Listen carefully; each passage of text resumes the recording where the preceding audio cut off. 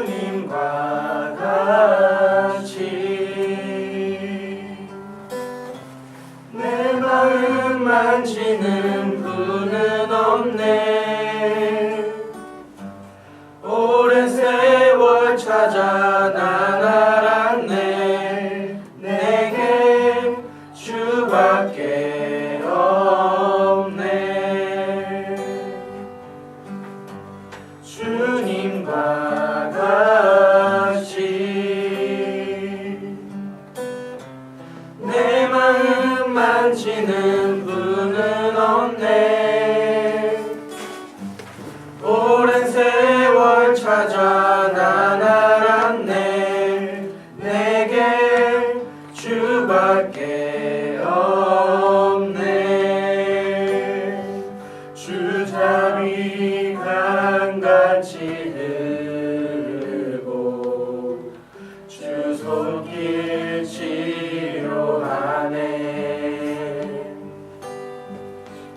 고통받는 자녀 품으시니 주밖에 없네. 주님과 같이 내 마음 만지는 분은 없네. 오랜 세월 찾아 난 알았네. 내게 주밖에 없네. 주 자비 강같이 들고 주 손길 치료하네. 고통받는 자녀 품으시니 주밖에 없네. 주님과 같이 내 마음 만지는 분은 없네. 오랜 세월 찾아 난 알았네. 내게 주밖에 없네. 내게 주밖에 없네. 네. 주보에 졸업생이 빠져있는데 혜리도 졸업을 했어요. 혜리도 졸업을 하고 또 동생 동민이도 졸업을 중학교 졸업을 하죠. 축하를 드리고 우리 청년들이 더 흥왕하게 열심히 할 수 있도록 여러분 기도를 아주 세게 해주시기를 바랍니다. 금년에 청년들이 열심히 할 줄로 믿습니다. 오늘 우리에게 주시는 하나님 말씀은 마가복음 7장 1절에서 8절 말씀입니다.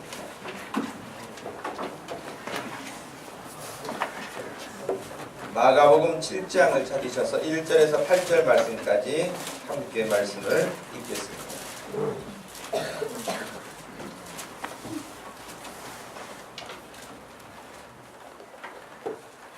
찾으셨으면 함께 8절까지 읽습니다. 바리새인들과 또 서기관 중몇이 예루살렘에서 와서 예수께 모여들었다가 그의 제자 중 몇 사람이 부정한 손, 곧 씻지 아니한 손으로 떡 먹는 것을 보았다. 바리새인들과 모든 유대인들은 장로들의 전통을 지켜 손을 잘 씻지 않고서는 음식을 먹지 아니하며 또 시장에서 돌아와서도 물을 뿌리지 않고서는 먹지 아니하며 그 외에도 여러 가지를 지켜오는 것이 있으니 잔과 주발과 녹그릇을 씻음이로라. 이에 바리새인들과 서기관들이 예수께 묻되 어찌하여 당신의 제자들은 장로들의 전통을 준행하지 아니하고 부정한 손으로 떡을 먹나이까? 이르시되 이사야가 너희 외식하는 자에 대하여 잘 예언하였도다. 기록하였을 때 이 백성이 입술로는 나를 공경하되 마음은 내게서 멀도다. 사람의 계명으로 교훈을 삼아 가르치니 나를 헛되이 경배하는도다 하였느니라.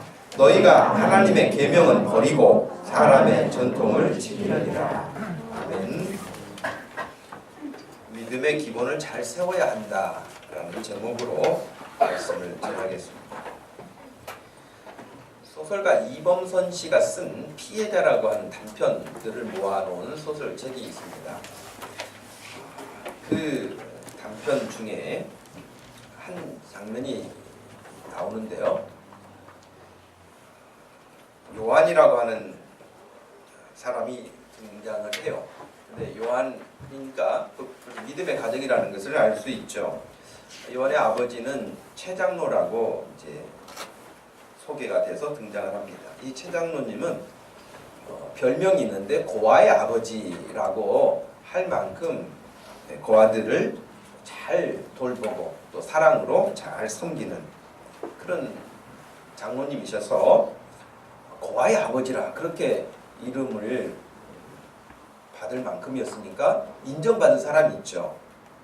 또 그 아들 요한이도 아버지가 그렇게 고아들을 사랑으로 이렇게 돌보는데 자기들하고 별 다르지 않게 똑같이 먹는 것도 입는 것도 똑같이 고아들하고 자기 자녀들하고 같이 대해주셨어요. 그러니까 요한이도 자기 아버지가 최장로님이시지만 그러나 모든 고아들과 같이 그냥 컸기 때문에 별 이렇게 어색함 없이 똑같이 형제들 자매들처럼 그렇게 성장을 했습니다. 근데 이제 청년이 돼서 요한이가 이제 결혼을 하고자 하는 어떤 마음이 생겼는데 그 결혼 상대자가 누구였냐면은 고아원에서 자란 명숙이라고 하는 아가씨였어요. 이제 명숙이를 사랑하는 마음이 생겨서 아버지에게 이제 결혼에 대한 부분을 조심스럽게 말씀을 드리고 결혼하고 싶습니다 라고 했는데 아버지가 극한 상태로 반대를 하는 거예요. 고아하고는 결혼할 수 없다 하는 거예요. 고아의 아버지라고 칭송을 받던 사람 있죠. 근데 고아하고는 결혼할 수 없다. 아마 저나 여러분들도 거의 비슷하지 않을까요? 아니 여러분을 끼워서 미안합니다만 여러분은 안 그럴 수도 있으니까. 근데 저 같은 경우만 하더라도 정말 쉽지는 않을 것 같아요. 사랑으로 돌봐주는 건 돌봐주는 건데 내 사위가 되고 며느리가 되는 그런 것은 좀 이렇게 고민스러울 수도 있을 것 같아요. 그죠? 그런데 이 최장로님이 고아하고는 안 된다. 누가 상처를 받았겠어요? 아들도 아들이지만 그 상대자인 명숙이라고 하는 아가씨가 아주 크게 상처를 받죠. 그리고 고아원을 나가게 됩니다. 고아원을 나가게 되고 그 장로님에 대한 큰 실망감 때문에 교회를 출석하지 않습니다. 결국에는 소설이기 때문에 그러기는 합니다만은 자취를 감추고 20년 후에 소식을 알게 됐는데 술집 마담이 되어 있었습니다. 그리고 그의 생도 비극적으로 마감이 됩니다. 이 소설을 통해서 이야기하고 싶은 것들이 많이 있었겠죠. 그런데 중요한 포인트는 뭐냐면 겉으로는 존경받을 만큼 고아의 아버지라고 할 만큼 인정받는 그런 사람이었어요. 근데 실제적인 어떤 부분에 부딪히니까 사람들이 평판이 좋게 인정해 주는 것과 내면은 또 다른 거예요. 여러분 이것만 그러겠습니까? 여러분 좋은 글씨라는 소설도 아시죠? 좋은 글씨도 마찬가지지 않습니까? 지킬 박사와 하이데즈 마찬가지죠. 물론 인간의 다면 구조를 볼 수 있는 여러 가지 일들이 있지만은 오늘 성경 본문에 보면 예수님이 외식한다고 하는 부분의 이야기를 하셨어요. 외식한다. 우리 아이들이 뭐 이렇게 쉽게 생각할 때 외식한다 그러면 밖에서 밥 먹는가? 그렇게 생각할 수 있지만 다른 번역을 한다면 위선이라고 번역할 수도 있어요. 그러니까 예수님이 그 부분을 지적하셨거든요. 마가복음 6장까지만 하더라도 예수님이 물 위를 걷고 기적을 행하시고 오병이어로 많은 사람을 먹이시고 하는 여러 일들이 이렇게 있으셨죠. 그런 일을 행하셨고, 근데 7장으로 넘어오면서 약간 분위기가 다른 모습이에요. 여러분 원래 이렇게 그 헬라어 성경에 보면은 이 장면이 확 바뀌는 장면으로 시작해요. 우리 개정판에는 그 이제 접속사가 빠져 있습니다만은 여러분 영화를 보게 되면 분위기가 반전되려고 하거나 그러면 벌써 뭐가 달라지죠? 음악이 달라지죠. 긴장감을 고조시키는 어떤 혹은 또 다른 어떤 분위기를 만들면서 순간 확 장면이 바뀌는 것처럼 지금 6장과 7장의 장면이 그렇게 확 바뀌는 거예요. 그렇게 바뀌는데 오늘 말씀 우리가 읽은 것처럼 바리새인들과 서기관 중에 몇 사람이 예루살렘에서 내려왔어요. 여러분 이스라엘은 종교사회입니다. 종교사회이기 때문에 그들에게서 최고의 도시는 예루살렘이에요. 우리나라로 말하면 지금 뭐 지방자치제로 다 독립화해서 열심히 자기들을 가꾸고 삽니다만은 우리나라도 중앙 집권으로 해가지고 모든 것들이 되어졌을 때에 서울에서 이렇게 내려왔다 하는 말은 약간 느낌이 다르죠. 아, 서울에서 내려왔어. 서울에서 뭐 장관님이 내려왔어요. 뭐 국회의원이 내려왔어. 그러면 저 지방 같은 경우에는 서울에서 내려왔다고 하는 그 말의 의미가 굉장히 더 많은 프리미엄을 가지고 있죠. 그렇죠? 지금 바리새인들과 또 서기관 중에 몇 사람이 예루살렘에서 내려왔다라고 하는 것은 그만큼 무게감이 있는 거예요. 가벼운 것이 아니에요.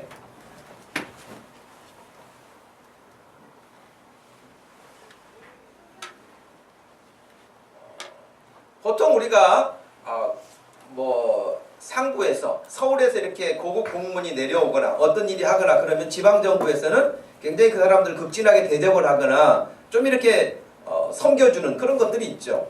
근데 지금 이 사람들이 예수님에 대한 부분들 때문에 예루살렘에서 지금 내려왔는데 우리가 8절까지 읽었습니다만은 전체 흐름으로는 23절까지 내용이 지금 전체적으로 이렇게 묶여 있어요. 근데 그 이야기의 골자는 뭡니까? 여러분 읽으셨는데 이야기 골자가 뭐예요? 뭐 때문에 문제가 발단이 된 거예요? 예. 손을 씻지 않고 음식을 먹은 것 때문에 문제가 발생한 거예요. 그들은 직접 손으로 이렇게 음식을 집어먹기도 하고 특별히 떡을 오늘 말씀에 보니까 제자 중 몇 사람이 부정한 손, 곧 씻지 아니하는 손으로 떡을 먹었다는 거예요. 그래서 여기에 이제 문제가 시작된 거였죠. 손을 씻고 먹으면 좋죠. 근데 손을 씻지 않고 먹었다고 해서 뭐 당장 어떻게 큰일이 일어나는 건 또 아닐 수도 있죠. 그죠?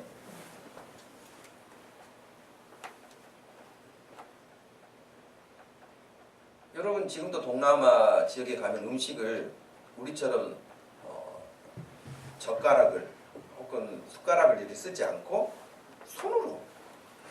저는 그 2년 전에 필리핀에 갔을 때 그 선교사님, 맹각경 선교사님하고 김각경 선교사님을 필리핀에서 만나가지고 같이 식사를 하게 됐는데 아주 유명한 그 식당이래요. 그 지역에서. 그래서 이제 갔는데 사람도 많이 줄도 서 있고 한국처럼. 그래서 우리 순서가 돼가지고 이렇게 밥이 나왔는데요. 젓가락이 없어요. 근데 선교사님들은 이미 거기 적응이 잘 돼서 그런지 아무 일 없다는데 그 자녀들까지 손으로 주물럭주물럭 하더니 그냥 먹는 거예요. 저는 못 먹었어요. 그냥 보기만 해도 이렇게 위생적이지 않은 것 같고 그리고 별로 아무리 맛은 좋을지 모르지만 별로 맛있게 보이지 않아요. 그러니까 문화가 다른 것이겠죠. 근데 지금 유대인들에게 있어서는 손을 씻지 않고 음식을 먹는다는 것은 아주 수준 이하로 본다거나 또 해서는 안 되는 아주 큰 법을 어긴 것처럼 심각한 문제로 받아들이는 그런 문화예요.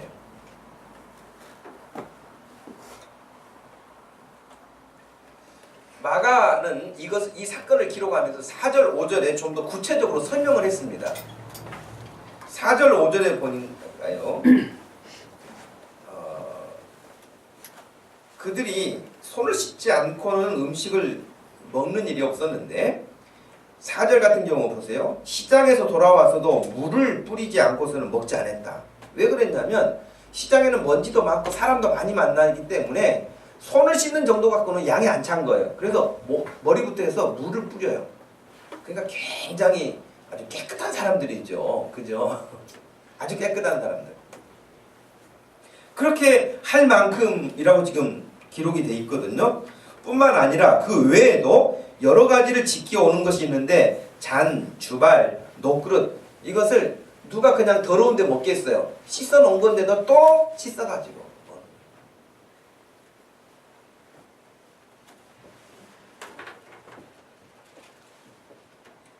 이렇게 하는 이유가 뭐였을까요?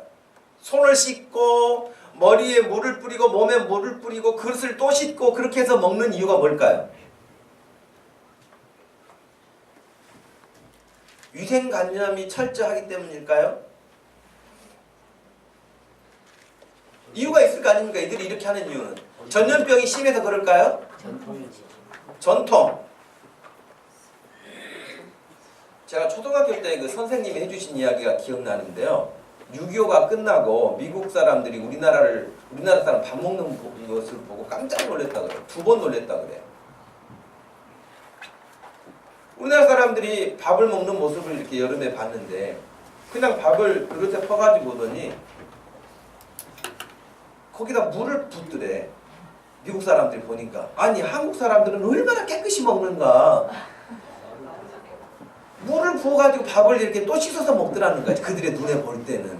그래 놀랬다는 거야. 야, 한국 사람들이 부자는 아니어도 아주 위생관념은 대단한가 보다. 그래서 첫 번째 놀랬는데 두 번째 놀란 것은 다 먹고 마지막에 그 물을 마셔버리더래. 그래서 또 놀랬다는 거예요. 네.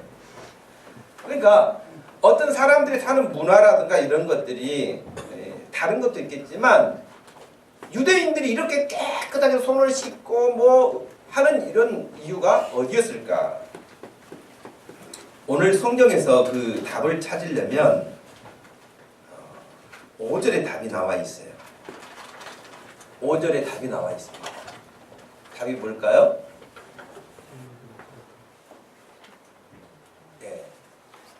장로들의 전통이 있는데 왜 전통을 지키는 거예요? 5절의 답이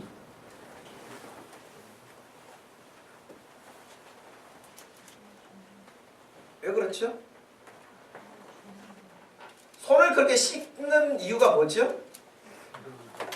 그렇죠? 부정하지 않게 하려고. 왜 부정하지 않게 하려고 하는 것이죠? 그 답은 숨겨져 있어요. 거룩 때문에. 거룩.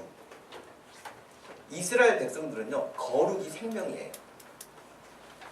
여러분 우리 예수 믿는 사람에게도 거룩함이라고 하는 것은 너무 귀한 영역 아닙니까? 저 집사님 참 거룩하셔 이런 거하고 저 집사님은 날라리야 그거하고 이러면 어떻게 다릅니까? 당연히 거룩해야죠. 아니 그리고 성경에서도 굉장히 적극적으로 거룩함에 대해서 이야기를 합니다. 여러분 베드로전서 1장을 한번 가보시겠습니까? 거룩이 나쁜 게 아니고요. 나쁜 정도가 아니라 아주 적극적으로 말해요. 거룩에 대해서. 베드로전서 1장 15절 16절 말씀을 같이 한번 읽겠습니다. 시작.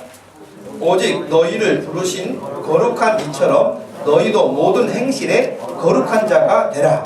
기록되었으되 내가 거룩하니 너희도 거룩할지어다. 예. 여기 보면 거룩하라고 그러셨어요. 거룩해라. 하나님이 거룩하시니 너희도 거룩해야 된다. 이것은 꼭 이와 같은 말과 비슷해요. 야, 아버지 이름에 너 먹칠해서는 안 된다. 가문에 먹칠해서는 안 된다. 그것처럼 너는 아버지는 그렇게 얌전하신데 너는 왜 그러니? 예를 들면 이렇게 말할 수 있는 것처럼 너희 아버지, 너희 하나님 아버지는 거룩하신데 너희들은 왜 그렇게 거룩하지 않니? 부정하니? 지저분하니? 악하니? 그럴 수 있거든요. 그래서 유대인들에게 있어서는 거룩함이 아주 생명처럼 여겼어요. 근데 디모데 후서 3장으로 가보겠습니다.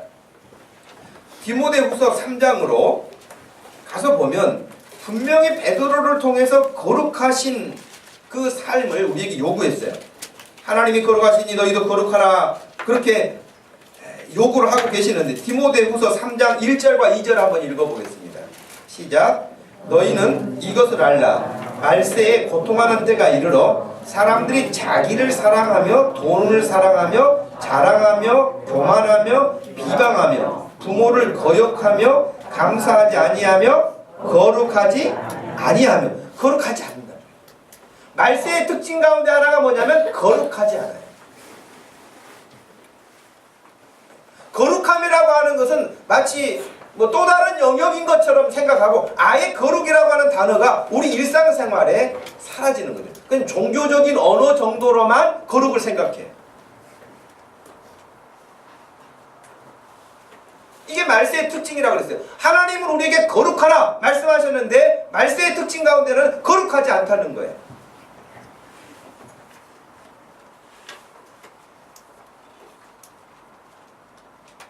디도서 1장 말씀 보겠습니다. 디도서. 디모데 후서니까 그 뒤로 넘어가시면 디도서 1장 7절 말씀에서 9절 말씀까지 7절, 8절, 9절 같이 읽습니다. 감독은 하나님의 청지기로서 책망할 것이 없고 제 고집대로 하지 아니하며 급히 분내지 아니하며 술을 즐기지 아니하며 구타하지 아니하며 더러운 이득을 탐하지 아니하며 오직 나그네를 대접하며 선행을 좋아하며 신중하며 의로우며 거룩하며 절제하며 미쁜 말씀의 가르침을 그대로 지켜야 하리니 이는 능히 바른 교훈으로 권면하고 거슬러 말하는 자들을 책망하게 하려 함이라.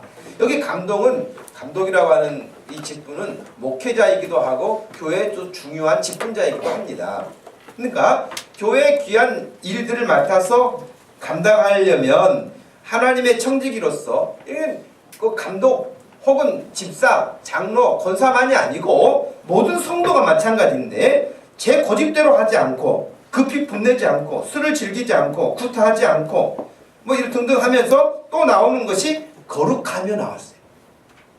그러니까 하나님의 백성들은 직분자들은 거룩함에 대해서 여러분 신경 써야 돼요. 거룩함에 대해서. 왜 그랬냐면 디도에게 이 편지를 보내면서 이렇게 하는 이유는 9절 말씀에 그랬잖아요. 말씀의 가르침을 그대로 지켜야 하리니 이는 능히 바른 교훈으로 권면하고 거슬러 말하는 자들을 책망하려고 그런다. 거슬러 말하는 자들, 디모데후서 아까 읽었던 말세에 거룩하지 아니한 자들에게 그렇게 하면 안 된다라고 말할 수 있는 사람이 되려면 네가 먼저 거룩한 삶을 살아야 된다는 거예요. 그러니 거룩함이라고 하는 것은 굉장히 신앙생활에 있어서 중요한 부분 가운데 하나입니다. 데살로니가 교회 성도들에게 편지할 때도 데살로니가전서 4장 7절에 그렇게 말씀이 나옵니다. 하나님이 우리를 부르심은 부정하게 하심이 아니요 거룩하게 하심이니 그랬어요. 그렇기 때문에 하나님께서 우리를 부르신 것은 거룩한 삶을 위해서, 거룩함을 위해서 부르셨다는 거예요.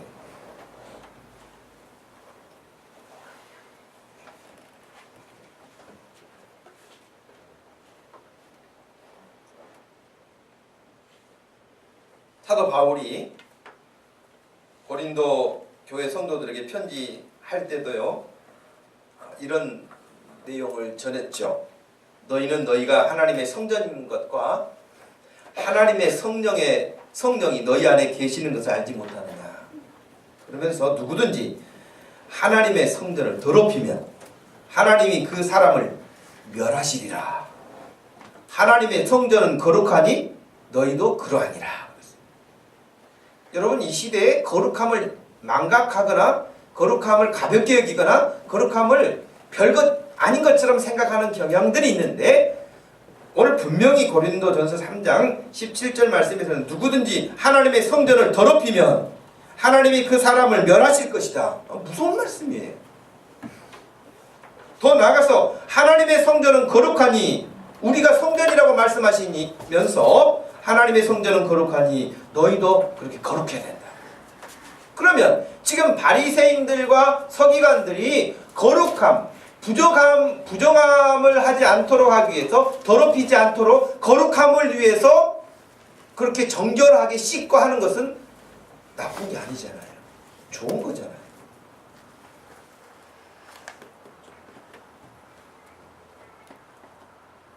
근데 문제는 뭐예요? 바리새인들과 서기관들이 거룩함을 위해서 이렇게 아주 철두철미하게 씻고 거룩하게 정결 예식을 행하고 이러는데 예수님이 이들을 보면서 어떻게 말씀하셨어요? 제자들에게, 손 씻지 않고 먹는 제자들에게, 야 베드로야 그 뭐하는 짓이야? 더럽게 부정하게 그러셨어요? 그러지 않으셨어요.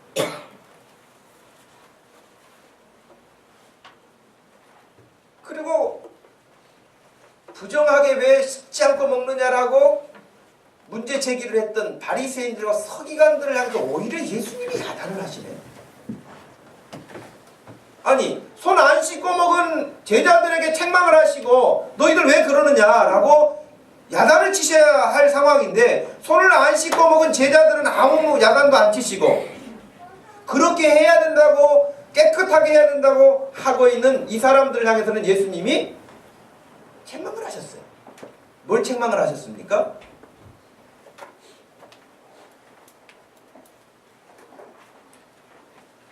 여러분 6절 말씀에 예수님이 책망하시는 장면이 나오죠.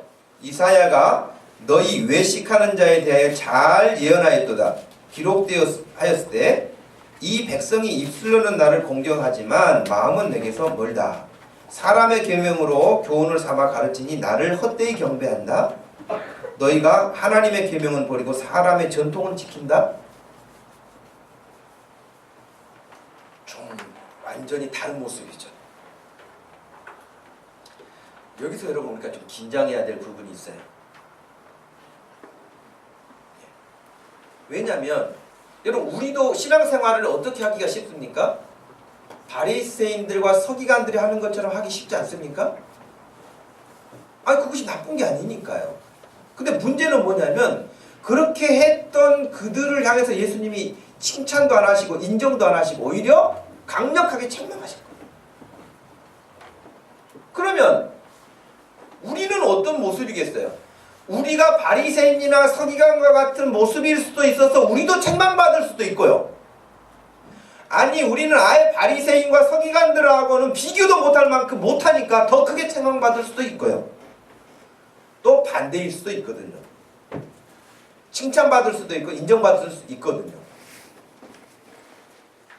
그러니 여러분 신앙생활은 긴장을 하지 않으면 안 됩니다.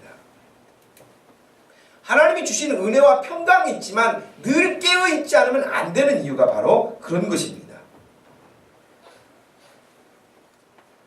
자기들은 아주 열정적이었고 아주 열심히였는데 평가는 전혀 다르게 나와버리는 거예요. 이게 우리를 여러분 긴장하게 한다는 거예요. 여러분 대표적인 우리가 너무 잘 아는 마태복음 7장으로 가보시죠. 얼마나 열심히 했는데 하나도 인정을 못 받아버렸어요. 이런 억울한 일이 어디 있겠습니까? 이런 마태복음 7장 21절에서 23절 말씀까지 읽겠습니다. 21절에서 23절까지 같이 한번 읽어봅시다. 시작! 나더러 주여 주여 하는 자마다 다 천국에 들어갈 것이 아니요 다만 하늘에 계신 내 아버지의 뜻대로 행하는 자라야 들어가리라. 그날에 많은 사람이 나더러 이르되 주여 주여 우리가 주의 이름으로 선지자 노릇하며 주의 이름으로 귀신을 쫓아내며 주의 이름으로 많은 권능을 행하지 아니하였나이까 하리니 그때에 내가 그들에게 밝히 말하되 내가 너희를 도무지 알지 못하니 불법을 행하는 자들아 내게서 떠나가라 하리라. 여러분 보세요. 지금 선지자 노릇했다 하는 이야기는 뭐냐면 목사했다는 이야기. 오늘날로 말하면 예수님 제가 한국에 있을 때 얼마나 큰 교회를 했는데요. 사람이 수천 명이 모이고 수만 명이 모였어요. 얼마나 능력 있게 유명한 목사였는데요. 저를 모르는 사람 없거든요. 예를 들면 이렇다는 거예요. 그런데 예수님이 나는 너 모르겠다. 아니 예수님 모르시면 안 되죠. 제가 예수님의 이름으로 얼마나 큰 일을 했는지 모릅니다. 저요? 귀신도 쫓아냈어요. 주님의 이름으로 내가 귀신도 쫓아냈습니다. 근데 저를 모르신다니요? 귀신만 쫓아낸 줄 아세요? 병도 고쳤어요. 여기 나왔잖아요 여러분. 22절에 주의 이름으로 많은 권능을 행하지 않았습니까 제가? 아니 내가 얼마나 일을 많이 했는데 저를 모르신다니요? 근데 예수님이 23절에 밝히 말하되 내가 너희를 도무지 알지 못한다. 불법을 행하는 자들아 나를 떠나라. 나하고 상관없다.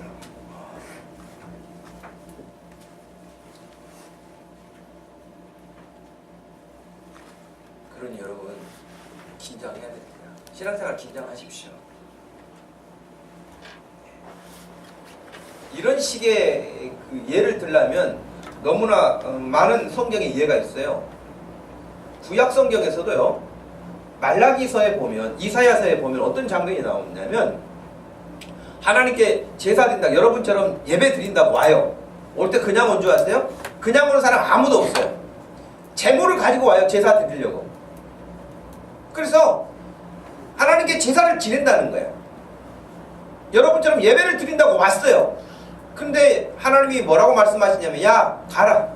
다 가라. 그리고 너희들처럼 뭐 이렇게 제사 지낸다고 양 데리고 오고 염소 데리고 오고 이렇게 재물을 가지고 오고 또 오늘날로 바꿔서 말하면 헌금 많이 가지고 오고 뭐 유명하다고 하고 그러는데 제발 좀 저런 애들 못 오게 문 좀 닫아라. 그래서 아예 예배당 문을 좀 닫어. 나 보기 싫다. 그렇게 말씀하신 거예요. 이런 말라기서를 한번 시간 내서 읽어보십시오. 이사야서를 읽어보십시오. 그러니까 이 사람들이 놀랬어요. 아니 우리가 안식일을 안 지킵니까? 11조를 안 드립니까? 예물을 안 드립니까? 다 합니다. 근데 무슨 말씀하세요? 근데 하나님이 그들에게 이렇게 말씀하셨어요. 야 내가 언제 배고프다고 하든 내가 언제 돈이 없다고 하든 내가 언제 너희들한테 그런 걸 하라고 하든 그렇게 말씀하신 이유는 뭐냐면 형식만 있고 마음이 없는 거예요. 저는 이 시간 여러분 예배 드리는 어떤 자세에서도 여러분이 진짜 예수님을 사랑하고 진짜 하나님의 말씀을 경청하고 이 사람의 태도는 다르다는 거예요. 근데 하나님은 마음도 없이 와서 앉아있는 것. 오늘날 교회들은요 그래도 믿음은 들으면서 나니까 와 앉아있는 것만도 큰 은혜지 너무 귀하지 이렇게 칭찬만 하는데 물론 안 오는 것보다 좋죠. 그러나 항상 안 오는 것만 좋다는 말에 위로받고 있어서는 안 된다는 거예요. 잘해야 된다는 거예요. 마음을 다 해야 된다는 거예요. 힘을 다하고 뜻을 다 해야 된다는 거예요.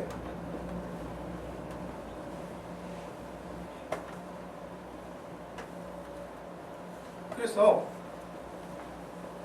자기들은 다 잘한다고 했는데 하나님은 받지 않으셨어요. 여러분 가인이 제사 드렸어요? 안 드렸어요? 오늘날로 말하면 예배를 드렸어요? 안 드렸어요? 드렸어요. 제물을 드렸어요? 안 드렸어요? 드렸어요. 근데 하나님이 받으셨어요? 안 받으셨어요? 안 받으셨어요. 가인이 하나님께 시간도 냈어요. 제물도 준비를 했어요. 그런데 하나님은 받지 않으셨어요. 오늘날도 하나님 앞에 나와요. 예배 시간에 와요. 헌금도 드려요. 봉사도 해요. 그런데 하나님 받지 않으시는 사람도 있을 수 있다는 거예요. 여러분 한번 스스로 생각해 보세요. 지금 내가 드리는 예배를 하나님이 기쁘게 받으실까? 생각해 보세요. 분명히 가인의 것은 받지 않으시고 아벨의 제사는 하나님이 기쁘게 받으셨어요. 오늘도 예배드리는 여러분의 예배를 기쁘게 받으시는 예배가 있는가 하면 기쁘게 받지 않으시는 분도 있다. 우리 성도들은 한 사람도 하나님 앞에 상달되지 못하는 예배자가 되지 않기를 축복합니다. 여러분의 예배는 아벨처럼 더 하나님이 받으시고 받으실 뿐만 아니라 아벨을 칭찬하신 것처럼 여러분을 칭찬하실 수 있는 그런 믿음 되기를 원하는 것입니다. 이번에도 가가지고 청년들하고 요한계시록 3장에 있는 라오디게아 교회를 봤어요. 여러분 우리 다시 한번 라오디게아 교회를 한번 읽어볼까요? 자신들의 생각과 예수님의 생각이 얼마나 크게 차이가 나는지. 요한계시록 3장입니다. 요한계시록 3장 17절 말씀에서 20절 말씀까지 17절에서 20절 같이 한번 읽어봅시다. 시작. 내가 말하기를 나는 무자라 부여하여 부족한 것이 없다. 내 공부한 것과 가련한 것과 가난한 것과 눈먼 것과 벌거벗은 것을 알지 못하는도다. 내가 너를 권하노니 내게서 불로 연단한 금을 사서 부요하게 하고 흰 옷을 사서 입어 벌거벗은 수치를 보이지 않게 하고 안약을 사서 눈에 발라 보게 하라. 무릇 내가 사랑하는 자를 책망하여 징계하노니 그러므로 내가 열심을 내라 회개하라. 볼지어다 내가 문 밖에 서서 두드리노니 누구든지 내 음성을 듣고 문을 열면 내가 그에게로 들어가 그와 더불어 먹고 그는 나와 더불어 먹으리라. 아멘. 이 라오디게아 교회도요 아주 자만심이 그냥 충만한 사람들이었어요. 부족함이 없다는 거예요. 하나님 앞에 부족함이 없다는 거예요. 우리 정도 하면은 부족함이 없다는 거예요. 우리만큼 하는데 없다는 거예요. 여러분 만에 하나라도 여러분 마음속에 나만큼 교회에서 봉사하는 사람이 어디 있어? 나만큼 하나님 앞에 이렇게 믿음으로 하는 사람이 어디 있어? 그런 사람은 위험해요. 위험한 거예요.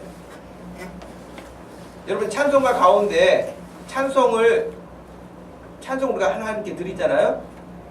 근데 어떤 가사가 있냐면 만입 내 입이 만 개라도 만 입이 내게 있어도 그 입 다 가지고 주님을 찬양하겠다. 만 입이 있어. 근데 입이 하나야. 입이 만 개가 있어도 주님을 찬양하기에 부족한 거예요. 근데 한 개밖에 없어. 근데 그 하나 가지고도 제대로 안 한다면 어떻게 되겠어요? 그건 뭐 말할 것도 없는 거 아니겠습니까? 여러분 그렇기 때문에 나만큼 하는 사람 더한 사람이 많고만 해요. 착각하면 안 돼요. 라오디게아 교회 사람들은 우리만큼 부자가 어딨냐, 우리만큼 잘하는 사람이 어딨냐, 우리만큼 믿음이 있는 사람이 어딨냐, 하나도 인정받지 못했어요. 하나도. 놀랍게도 너희들이 부자라고? 그래 이들이 돈은 좀 있는지 모르겠다. 그런데 너희들의 영혼은 완전히 아주 그냥 헐벗고 노숙자 그 이상이다. 그렇게 말씀하신 거예요. 벌거벗었다, 눈이 멀었다, 가난하다, 가련하다, 곤고하다. 지금 그런 상태에 있는데 자기들은 아주 자만심에 빠져 있었단 말이죠. 심지어는 여러분 제가 20절 말씀을 볼 때는 그런 생각도 들었어요. 아니 이 사람들은 예수님을 믿기는 믿은 건가? 왜? 지금 예수님이 문 밖에 서서 두드리신다는 거예요. 아니 예수님이 자기 삶에 들어오지도 않았는지 몰라요. 라오디게아 교회 성도들은 마음에 예수님을 영접하지 않았는지도 몰라요. 그러면서도 교회 일은 해요. 유명해요. 돈도 많아요. 사람들 앞에 인정도 받을지 몰라요. 그러나 마음에 예수님이 계시지 않아. 그런 예수님이 녹화하시는 거예요. 문 좀 열어라. 내가 너에게 좀 들어가고 싶다 하는 거예요. 여러분 마음속에 예수님이 같이 계십니까? 여러분의 마음에 예수님이 같이 계신다면 뭐 두말할 것 없죠.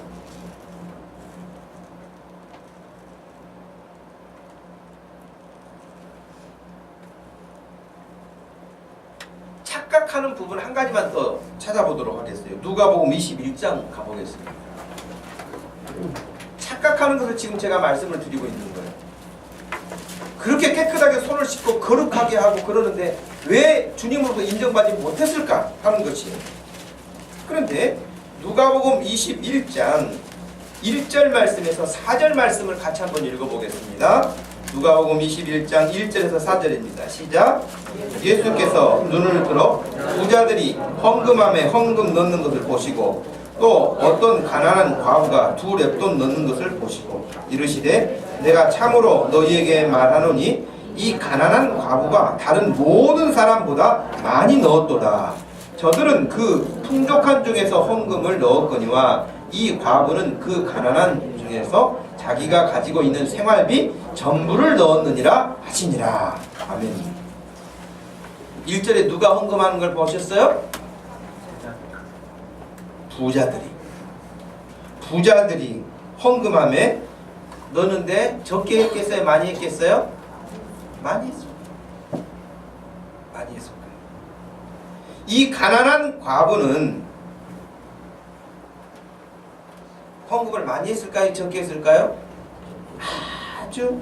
적다고 말할 수 없을 만큼의 액수였어요. 가난한 과부인데다 가난하기까지 해요. 그래서 2렙돈, 그러니까 오늘날로 말하면 동전 100원짜리 2개 집어넣는 것과 같아요. 그런데 예수님이 보시면서 야 오늘 헌금 누가 제일 많이 한 줄 알아? 아까 부자가 돈을 아주 많이 넣던데요? 그 사람은 기본으로 헌금을 이렇게 합니다. 9개 집사가 아주 굉장히 많이 하던데요? 아니다. 아까 2렙돈을 넣었던 그 과부가 제일 많이 했다. 사람들이 깜짝 놀랐죠. 아니 그 사람은 얼마나 가난한데 뭔 돈이 있어서 많이 합니까? 그 말도 안 되지 않습니까? 아니다. 부자는 자기 돈 많은 것 중에 일부를 냈을 뿐이고 이 가난한 과부는 2렙돈이 자기가 가지고 있는 전 재산이다.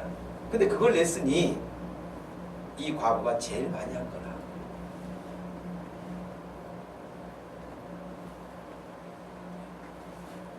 여러분 교회에서 헌금 제일 많이 하는 사람 되기를 축복합니다. 네. 아멘을 크게 하세요. 여러분에게 복일 겁니다. 여러분 저를 예를 들어서 참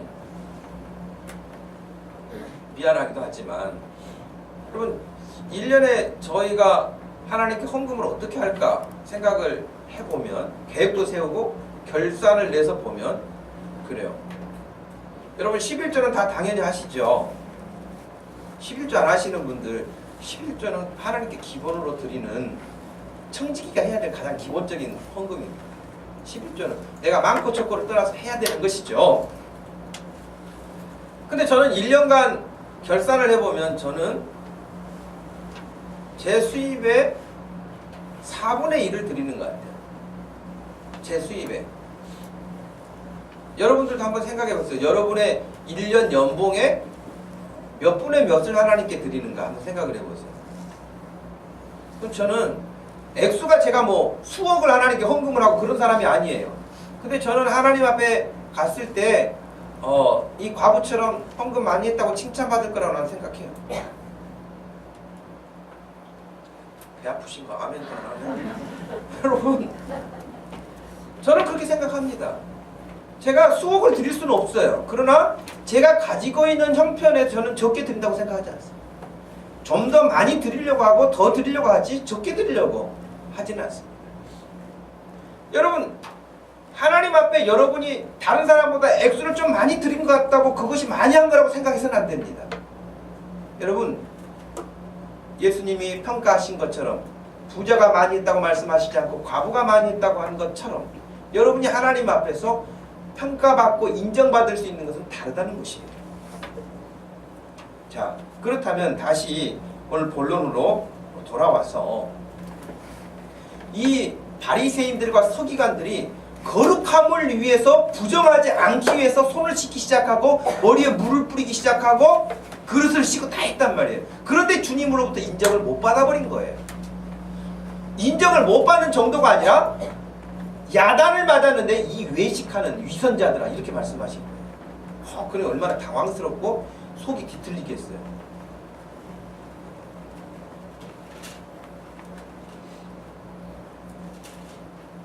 예를 들면 여러분이 없는 중에 하여튼 여러분의 형편에서 헌금을 했다고 합시다. 헌금을 했어요. 근데 담임 목사님 제가 이렇게 쭉 예수님처럼 지켜보고 있다가 저 사람은 재산이 한 5억이 된다. 이 사람은 뭐 한 1,000만 원이 된다. 그런데 5억 재산 된 사람이 헌금을 했어요. 100만 원을 했어요. 작은 돈은 아니죠. 근데 제가 보고 있다가 집사님 그걸 헌금이라고 합니까? 그러면 여러분 어떻게 되겠어요? 돌아보면서 주여 목사님 죄송합니다. 제가 1,000만 원을 갖고 온다면서 깜빡해서 100만 원을 갖고 왔네요. 그럴까요? 미쳤구만 목사가. 돈을 밝히고 그렇게 반응하지 않을까요? 예수님이 지금 그렇게 하신 거예요. 손 씻고 머리 닦고 그릇 닦고 깨끗하게 하는데 이 위선자들아 이렇게 말씀하신 거예요. 얼마나 당황하겠어요. 당황하겠죠. 이 6절에 외식한다고 하는 헬라어 히포크리톤이라고 하는 단어는 어떤 말로 번역을 하냐면 무대에서 그 배우들이 연극하는 것과 같은 거예요.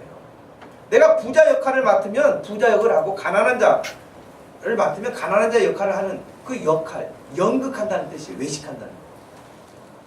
그럼 이 말은 예수님이 책망하신 것까지 통틀어서 본다면 바리새인들과 서기관들이 아주 깨끗하고 거룩하고 그랬는데 외식할 때가 있단 말이에요. 그럼 실제로는 어떤단 말이에요? 바리새인들과 서기관들의 실제적인 삶은 어떤다는 거예요?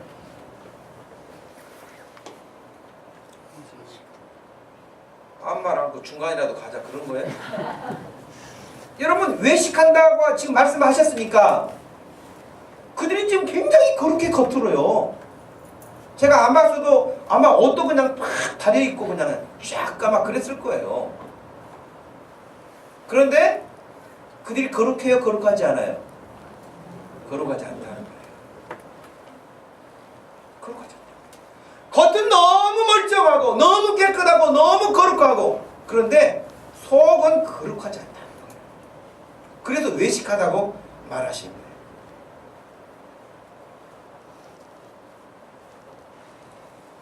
이사야 선지자 시대도 똑같았어요. 그래서 이사야 선지자의 말을 인용하셨던 것이죠. 근데 문제는 뭐냐면 여러분 7절이에요. 7절. 7절 말씀에 따르면 사람의 계명으로 교훈을 삼아 가르친 나를 헛되이 경배한다. 하나님 앞에 헛되이 예배한다는 거예요. 헛되이 경배한다는 거예요.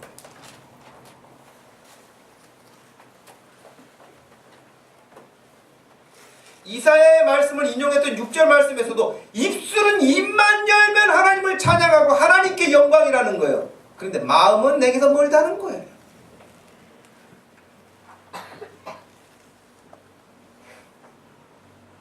사람들은 겉모습만 보죠. 사람들은 겉모습만 봐요. 조금 사람을 이렇게 많이 경험한 사람은 겉모습만 보는 게 아니라 그 사람에 대해 좀 읽어요. 저 사람이 말은 저렇게 해도. 그러니까 단순한 사람들은 늘 당하죠. 말하면 그 말이 진짜인 줄 알아가지고 그래 집사님 같은 사람 없어. 근데 나중에 그게 뒤통수 쳐. 이게 이제 사람 경험이 없고 자기처럼 마음이 순수하면 당해요.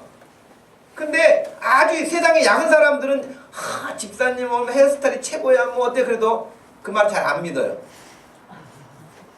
진심이 아니라고 생각하기 때문에. 그리고 내 앞에서는 그렇게 말하지만 뒤에 가가지고 딴소리 한다는 걸 알기 때문에 그 말을 안 믿는단 말이에요. 근데 이 세상은 막 거짓말이 너무 많잖아요. 그래서 사람 분별하기가 어려워요. 여러분 잠언 24장 찾아보십시다. 잠언 24장.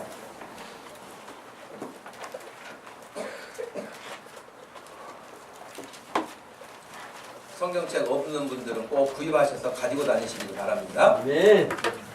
잠언 24장 12절 말씀, 12절 말씀을 같이 한번 소리내서 읽어보겠습니다. 시작. 내가 말하기를 나는 그것을 알지 못하였노라 할지라도 마음을 저울질하시는 이가 어찌 통찰하지 못하시겠으며 내 영혼을 지키시는 이가 어찌 알지 못하시겠느냐. 그가 각 사람의 행위대로 보응하시리라. 분명히 그리 말씀하셨어요. 사람의 마음을 저울질하시고 통찰하시고 내 영혼을 지키시는 이가 어찌 너를 모르겠느냐. 사람이 각자 행한 대로 보응하실 것이다. 한 곳만 더 찾아봅시다. 사무엘상 16장입니다. 사무엘상 16장 6절 말씀, 7절 말씀, 2절 말씀만 같이 한번 읽어봅시다. 시작. 그들이 오매 사무엘이 엘리압을 보고 마음에 이르기를 여호와의 기름 부으실 자가 과연 주님 앞에 있도다 하였더니 여호와께서 사무엘에게 이르시되 그의 용모와 키를 보지 말라. 내가 이미 그를 버렸노라. 내가 보는 것은 사람과 같지 아니하니 사람은 외모를 보거니와 나 여호와는 중심을 보느니라 하시더라. 중심? 여러분, 사무엘이 영성이 뛰어난 사람이에요? 영성이 둔한 사람이에요? 뛰어난 사람이에요. 사무엘이 영성이 뛰어난 사람인데도 불구하고 사람이에요. 그렇기 때문에 하나님께서 왕을 삼으려고 이세의 아들들을 만나라고 하셨어요. 근데 이세의 아들들이 다 모였단 말이죠. 7 아들이 모였어요. 그 자리에 7 아들이 지금 모여가지고 한 명 한 명 이렇게 보게 되었는데 엘리압을 보자마자 사무엘이 얘구나 하고 마음에 쏙 든 거예요. 엘리압이 어떻게 생겼을까요?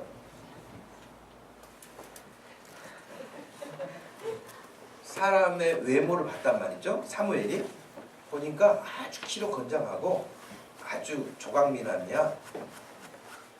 멋져요. 그러니 나머지 동생들은 눈에 안 들어온 거야. 엘리압이다. 하나님이 얘한테 기름 부으라고 하시는구나. 딱 마음에 생각하고 있었어요.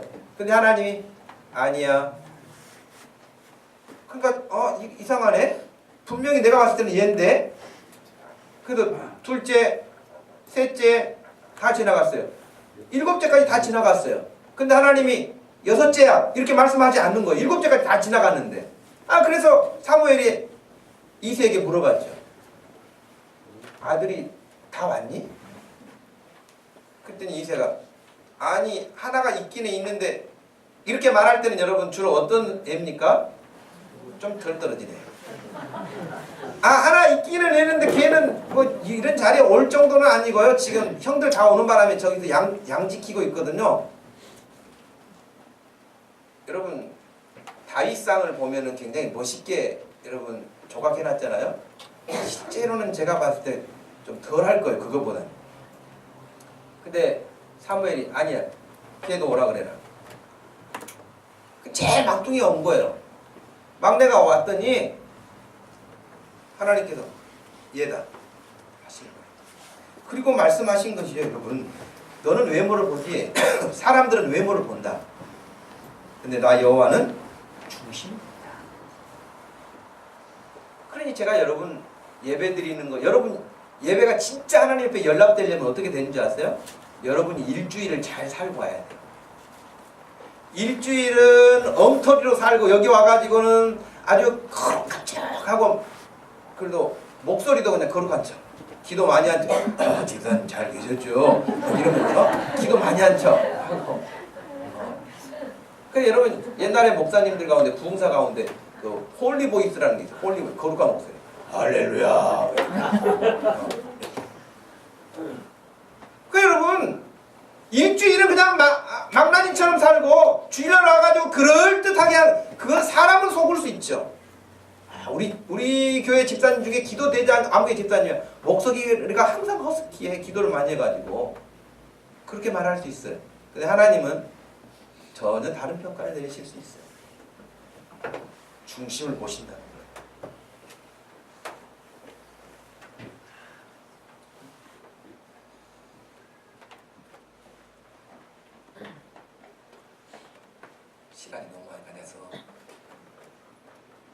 뵙겠습니다. 여러분, 왜 하나님께 인정받지 못했을까요? 그렇게 거룩하게. 마음이 하나님에게서 떠나 있었다. 제가 뭐 다음 주 연결되는 23절까지 연결되는 말씀이기 때문에 제가 더 연결해서 말씀을 드리겠습니다만은, 이 사람들이, 이 바리새인들이, 서기관들이 자기들이 갑자기 만들어낸 게 아니에요. 여러분, 출애굽기 보면 하나님이 제사 지낼 때 거룩하게 하기 위해서 그 제사 지내는 마당에 물두멍이라는 게 있었어요. 물두멍. 오늘날로 말하면 큰 물을 담아놓는 그릇이 있었어요. 그래서 제사 지내러 갈 때 거기서 씻지 않으면요 죽었어요. 거룩하게 하지 않으면 죽었다고요. 그런 말씀이 있어요. 그러니까 이스라엘 사람들이 그 말씀을 잘 지키기 위해서 철두철미하게 만들어낸 것이 물 손 씻는 법만 해서 21가지예요. 여러분, 유대인들이 만들어온 그 정결, 하나님 앞에 거룩하게 해야 되니까 그걸 잘 지킨다고 해서 만든 것이 21가지. 손 씻는 것만 했어요. 그러니 그들에게는 7,200가지 조항이 있어요. 해야 될 일과 하지 말아야 될 일.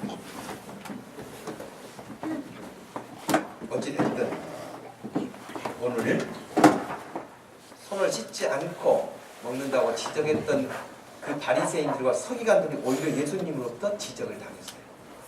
외식한다.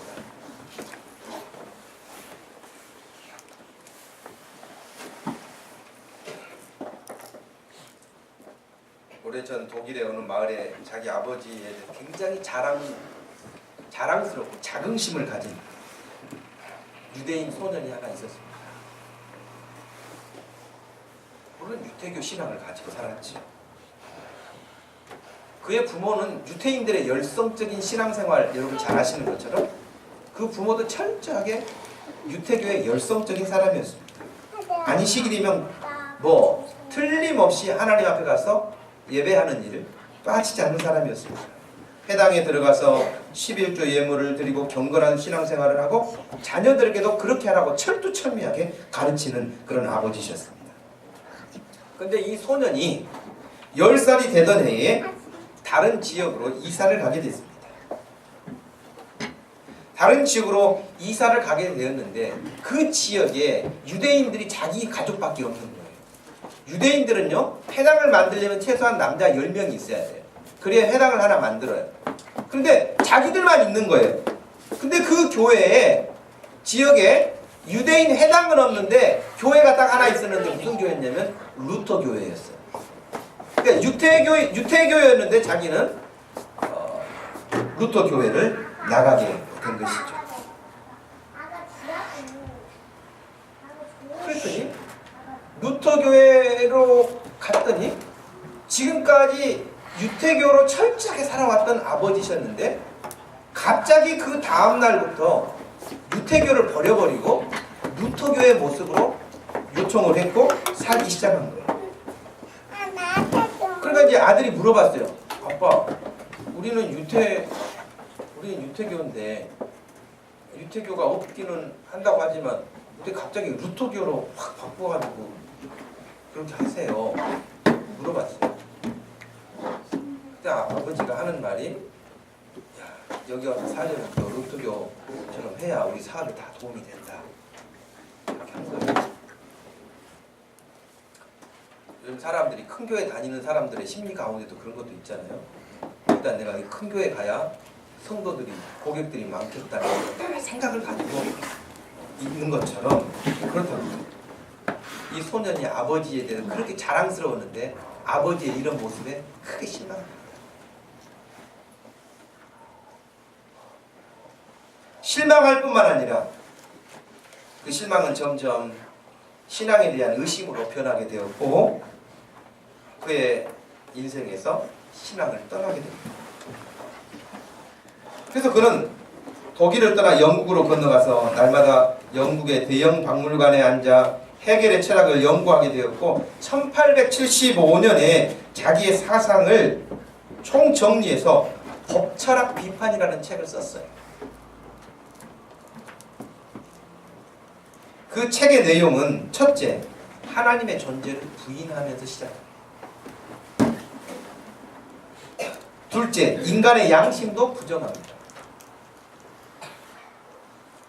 셋째, 종교는 아편에 불과한 것이라고 단정하고 공산주의를 제창하게 되었습니다. 그가 바로 칼 막스입니다. 부모의 위선적인 신앙생활 때문에 아들이 공산주의를 시작합니다. 하나님도 부정하고 양심도 부정하고 공산주의를 만드는 사람이 됐어요. 위선, 무섭죠. 외식이 무섭죠. 예배당이 깨끗하고 예배당이 아주 우람하고 유명한 사람들이 많고 대단한 사람이 많고 학벌 좋은 사람이 많고 권력자들이 많고 그래서 교회가 유명한 거 아니에요. 그래서 믿음이 좋은 게 아니에요. 여러분 착각해서는 안 될 것입니다. 마음을 다하십시오. 여러분의 마음의 중심을 보고 계시는 하나님 앞에 인정받을 수 있도록 뜻을 다하십시오. 힘을 다하십시오. 주님이 인정하실 수 있는 그런 마음의 자세로 예배하십시오. 그래야만 우리가 살 수 있습니다. 아멘. 외식이 우리의 삶을 망가지게 합니다. 믿음의 기본을 잘 세우지 않는다면, 잘못된 것이 습관이 돼서 익숙해지면 그 인생은 망가집니다. 여러분들이 오늘도 예배하면서 여러분의 마음의 중심을 다하고 또 말씀을 대하면서 날마다 성장해 갈 수 있는 믿음 되기를 주님의 이름으로 축복합니다. 네. 기도하겠습니다. 하나님 아버지, 고맙고 감사합니다. 늘 말씀을 전할 수 있고 들을 수 있는 기회를 만들어 주신 하나님 아버지, 말씀을 들을 때마다 지혜롭게 알아듣게 해주시고 깨닫게 하시고 교훈받게 하시고 그 말씀을 따라 순종하여 내 생활이 되고 인생이 되고 신앙이 되게 하여 주시옵소서. 그리해서 우리의 믿음이 주님의 일을 많이 했다고 하지만 인정받지 못했던 사람들처럼 되지 않게 하시고, 두 렙돈을 드렸던 그 과부와 그 가난한 과부와 같은 모습일지라도 내 삶의 전부를 드렸다고 칭찬받고 인정받을 수 있는 그런 믿음이 되기를 소원합니다. 네. 하나님 사랑하는 모든 성도들이 이와 같은 믿음에 설 수 있도록 이 시간에도 성령으로 붙들어 주시고 이번 한 주간도 믿음으로 승리하게 하여 주시옵소서. 감사하신 예수님의 이름으로 기도하옵나이다. 네. 아멘. 다 같이 자리에서 일어나셔서 540장에서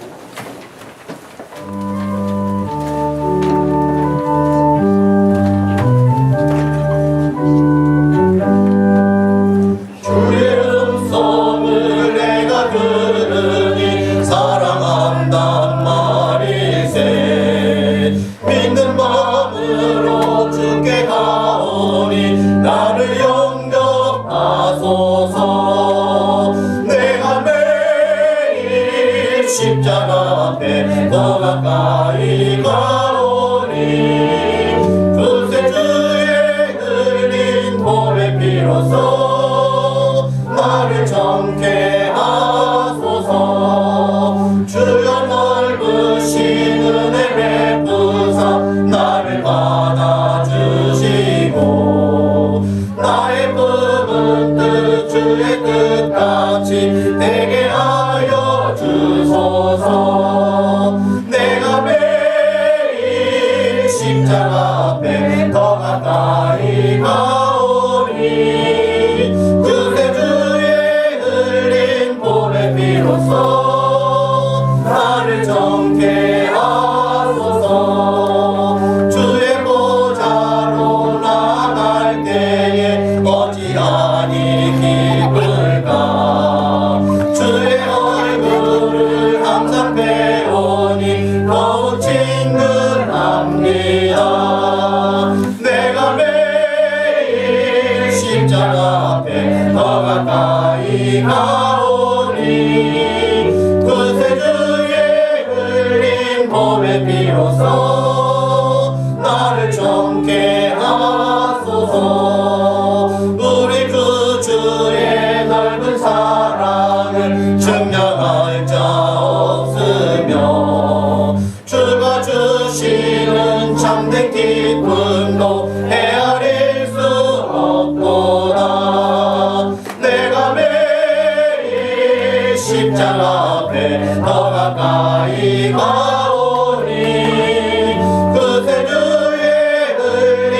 오래 비로소 나를 정케 하소서.